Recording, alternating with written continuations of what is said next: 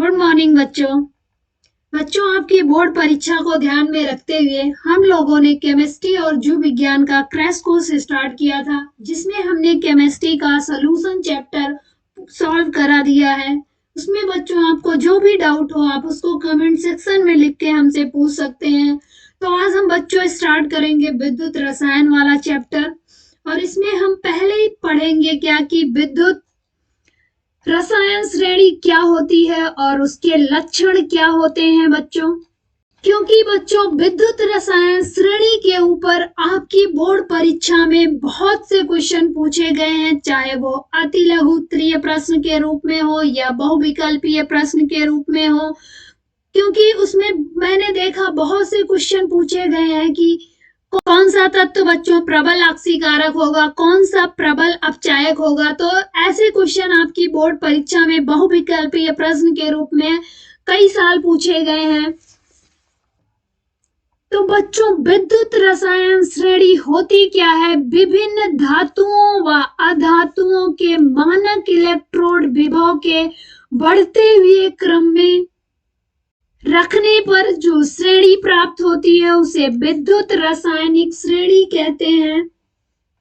तो बच्चों विभिन्न धातुओं और अधातुओं के मानक इलेक्ट्रोड विभव, या इसे हम क्या कहते हैं, अपचयन विभव के बढ़ते हुए क्रम में रखने पर जो श्रेणी प्राप्त होती है उसे विद्युत रासायनिक श्रेणी कहते हैं। तो याद रखना है, मानक इलेक्ट्रोड विभव या अपचयन विभव के बढ़ते हुए क्रम में रखने पर बच्चों जो श्रेणी प्राप्त होती है उसे विद्युत रासायनिक श्रेणी कहते हैं। इस विद्युत रासायनिक श्रेणी को आप लोग याद रख लीजिएगा बच्चों। इसमें सबसे ऊपर लिथियम होता है, फिर पोटेशियम, फिर बेरिलियम, फिर कैल्शियम, फिर सोडियम, फिर मैग्नीशियम, फिर एल्युमिनियम, फिर वाटर की इलेक्ट्रोलिसिस होती है, फिर zinc, chromium, iron, cadmium, cobalt. तो इसमें क्या है, ये विभिन्न धातु और अधातु हैं, इनके मानक इलेक्ट्रोड विभव मतलब ये अपचयन विभव के बढ़ते हुए क्रम में रखने पर जो श्रेणी प्राप्त होती है इसे हम क्या कहते हैं, विद्युत रासायनिक श्रेणी कहते हैं। तो बच्चों इस विद्युत रासायनिक श्रेणी के लक्षण क्या है? बच्चों श्रेणी में ऊपर से नीचे की ओर जाने पर तत्वों की अपचयन क्षमता घटती है। तो आप देख रहे हैं बच्चों, ऊपर से नीचे जाने पर अपचयन विभव बढ़ता है, लेकिन ऊपर से नीचे जाने पर अपचयन की क्षमता घटती है। जबकि नीचे से ऊपर आते हैं, अगर हम यहाँ नीचे से ऊपर आएंगे बच्चों तो अपचयन क्षमता बढ़ती है। और बच्चों इस विद्युत रासायनिक श्रेणी में ऋणात्मक पोटेंशियल ऊपर होता है, ऊपर से नीचे की ओर जाने पर क्या होता है, पॉजिटिव पोटेंशियल धीरे धीरे बढ़ता जाता है। दूसरा पॉइंट है बच्चों, हाइड्रोजन के ऊपर सभी तत्व क्या होते हैं, अम्लों से रिएक्शन कर हाइड्रोजन गैस मुक्त करते हैं, जबकि नीचे वाले तत्व अम्लों से रिएक्शन करके हाइड्रोजन गैस मुक्त नहीं करते हैं। तो बच्चों इस विद्युत रासायनिक श्रेणी में और आगे जाने पर हाइड्रोजन मिलेगा। यहाँ पे माना आप हाइड्रोजन है तो हाइड्रोजन से ऊपर ये जितने भी एलिमेंट हैं ये क्या है, ये अम्लों से रिएक्शन कर हाइड्रोजन गैस मुक्त करेंगे। लेकिन जो एलिमेंट विद्युत रासायनिक श्रेणी में हाइड्रोजन के नीचे है वो अम्लों से क्रिया करके हाइड्रोजन गैस मुक्त नहीं करते हैं। तीसरा पॉइंट क्या है बच्चों, हाइड्रोजन से ऊपर सभी तत्व जल या भाप से क्रिया कर हाइड्रोजन गैस देते हैं। ये माना हमने हाइड्रोजन है, इसके ऊपर जितने भी तत्व हैं वो जल या भाप से क्रिया कर हाइड्रोजन गैस देते हैं। चौथा पॉइंट बच्चों, जिस तत्व का अपचयन विभव अधिक होता है वह उतना ही प्रबल ऑक्सीकारक होता है। अभी हमने बताया था विद्युत रासायनिक श्रेणी अपचयन विभव के बढ़ते हुए क्रम में है। जिस तत्व का अपचयन विभव अधिक होगा वह उतना प्रबल ऑक्सीकारक होगा। मतलब विद्युत रासायनिक श्रेणी में जो तत्व नीचे होंगे विद्युत रासायनिक श्रेणी में वो उतना ही प्रबल ऑक्सीकारक होंगे। अगला पॉइंट है, जिस तत्व का अपचयन विभव कम होगा वह उतना ही प्रबल अपचायक होगा। इसका मतलब जो तत्व विद्युत रासायनिक श्रेणी में ऊपर होते हैं, सबसे ऊपर उनका अपचयन विभव बहुत कम होता है, वो उतना प्रबल अपचायक होता है। अगला पॉइंट है, श्रेणी का ऊपर वाला तत्व नीचे वाले तत्व को उसके विलयन से विस्थापित कर देता है, क्योंकि ऊपर वाला तत्व नीचे वाले तत्व से क्या होता है, अधिक रिएक्टिव होता है बच्चों। अभी हमने बताया बच्चों, इस पे क्वेश्चन पूछा गया है विद्युत रासायनिक श्रेणी के ऊपर। तो बच्चों हम क्वेश्चन देख लेते हैं। ये क्वेश्चन 2018 में बहुविकल्पीय प्रश्न के रूप में आपकी बोर्ड परीक्षा में पूछा गया है। बच्चों इसमें ABCD के मानक अपचयन विभव दिए हुए हैं। अपचयन विभव के बढ़ते हुए क्रम में ही विद्युत रासायनिक श्रेणी है। इसमें पूछ रहा है प्रबल अपचायक कौन है। तो बच्चों जिसका अपचयन विभव जितना कम होता है वो उतना ही प्रबल अपचायक होता है। तो इसमें A का कितना है बच्चों, -3.5, B का कितना है -1.66, C का कितना है बच्चों -0.04 और D का कितना है बच्चों 0.80। तो बच्चों जिसका अपचयन विभव जितना कम होगा, तो सबसे कम अपचयन विभव आप देख रहे हैं इसमें किसका है, सबसे कम अपचयन विभव A का है। A का -3.05 है। तो A का अपचयन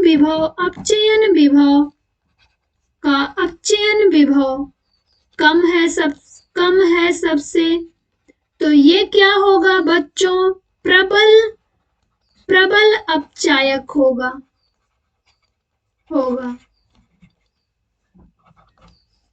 हमारा अगला क्वेश्चन है बच्चों, 25 डिग्री सेल्सियस पर lithium plus ion by lithium, barium plus 2 ion by barium, sodium plus ion by sodium, magnesium plus 2 ion by magnesium के अपचयन इलेक्ट्रोड विभव क्रमशः इतना और इतना है। इसमें पूछ रहा है सबसे प्रबल ऑक्सीकारक क्या है। तो बच्चों हम पहले लिख लेते हैं। लिथियम का कितना है, लिथियम का है -3.05 बच्चों, और बेरियम का कितना है, बेरियम का -2.73, और जो सोडियम का कितना है बच्चों, सोडियम का है -2.71, और मैग्नीशियम का कितना है बच्चों, मैग्नीशियम का है -2.37।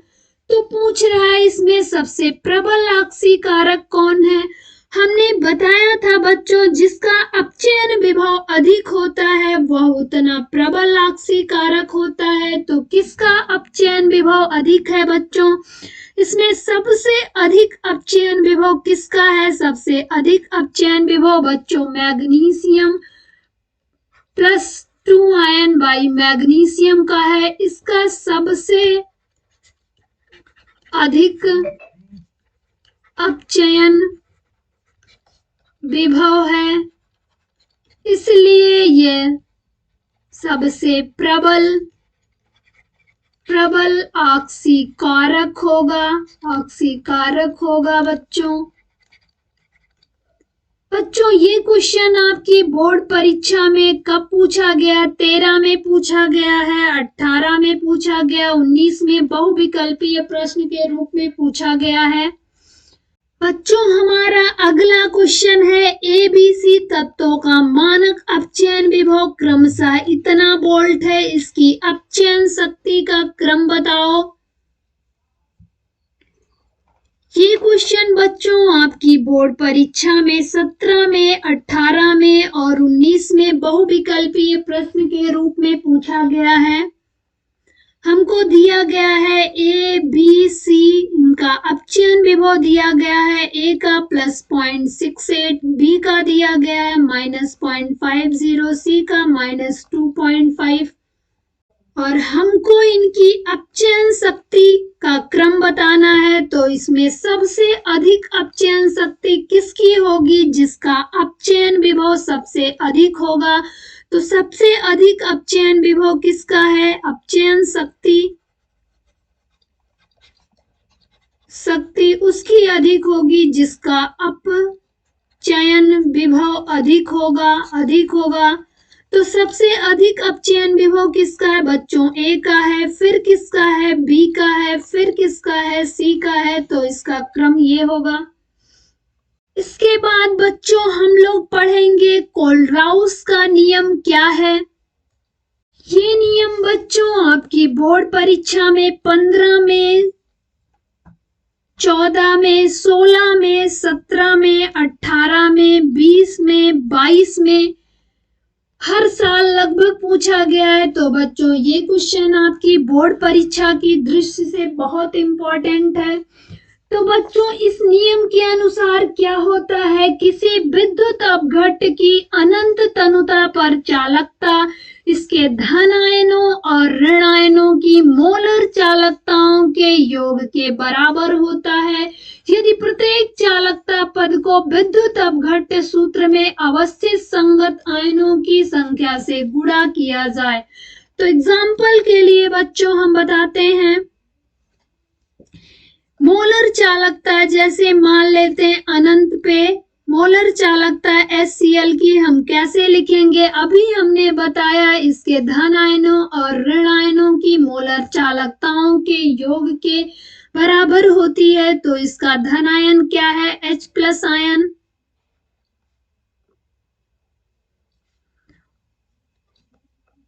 और इसका ऋण आयन क्या है बच्चों, इसका ऋण आयन है Cl- आयन। तो इनके योग के बराबर होती है। या मोलर चालकता NaCl की हम कैसे लिखेंगे, Na का प्लस आयन प्लस Cl का माइनस आयन। तो इस नियम के अनुसार विद्युत अपघट्ट की अनंत तनुता पर चालकता क्या होती है, इसके धन आयनों और ऋण आयनों के योग के बराबर होती है बच्चों। अब इस नियम के अनुप्रयोग क्या है, अनंत तनुता पर दुर्बल विद्युत अपघट्ट की मोलर चालकता ज्ञात करने के लिए इस नियम का अनुप्रयोग किया जाता है। या किसी विद्युत दुर्बल अपघट्ट विलयन की वियोजन की मात्रा की गणना करना हो तब इस नियम का उपयोग किया जाता है। अब हम पढ़ेंगे बच्चों मानक इलेक्ट्रोड विभव क्या है। ये बच्चों आपकी बोर्ड परीक्षा में 15, 16, 17, 18 और 22 में पूछा गया है। ये भी आपके बोर्ड परीक्षा के दृष्टि से बहुत महत्वपूर्ण है। तो बच्चों इसमें क्या होता है, धातु की एक छड़ को 25 डिग्री सेल्सियस पर एक मोलर धातु आयन सांद्रता के विलयन में डुबोने पर धातु और विलयन के मध्य जो विभवांतर उत्पन्न होता है उसे उस धातु का मानक इलेक्ट्रोड विभव कहते हैं। तो बच्चों मानक इलेक्ट्रोड विभव किसे कहते हैं, किसी धातु की छड़ को 25 डिग्री सेल्सियस पर एक मोलर धातु आयन के सांद्रता के विलयन में डुबोने पर धातु और विलयन के मध्य जो विभवांतर उत्पन्न होता है उसे धातु का मानक इलेक्ट्रोड विभव कहते हैं।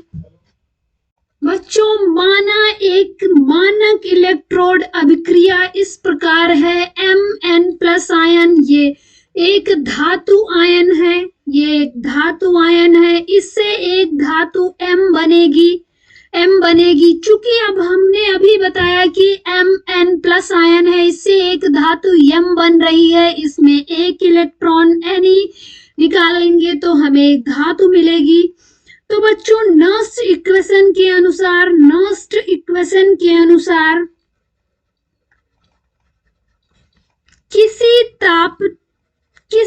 ताप T पर धातु इलेक्ट्रोड क्या होता है, M/Mn+। इसके विभव ई और बिलियन में जो धातु आयनों की सांद्रता होती है उसे n+ से प्रदर्शित करते हैं बच्चों। तो इसमें जो E होगा, E बराबर होगा E0 - 2.303 RT/NF log 10 1/mn+। तो इसे क्या कहते हैं बच्चों? इसे हम नॉस्ट इक्वेशन कहते हैं।